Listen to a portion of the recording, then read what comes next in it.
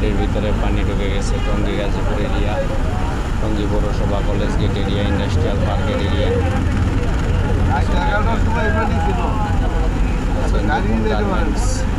Industries এরিয়ার ভিতরে পানি ঢুকে গেছে। এই যে গার্মেন্টসের ভিতর থেকে পানি নিষ্কাশন হচ্ছে, পানি নিষ্কাশন করতেছে, গার্মেন্টসের ভিতর থেকে পানি নিষ্কাশন করতেছে।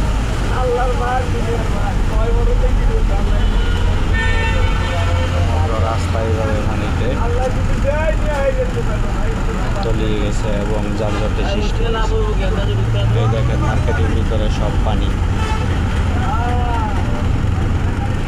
সকল মার্কেট বাড়িঘর সব পানিতে তলিয়ে গেছে। এই যে মার্কেটের ভিতরে সিএনজি টিএনজি সব ডুবে গেছে পানি।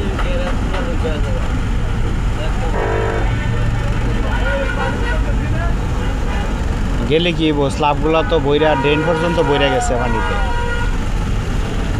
সকল ড্রেন পানিতে বইরা গেছে। নিষ্কাশনের অবস্থাটা যদি ভালো থাকে তাইলে কমবে, নয়তো একদম গেছে তো গেছে।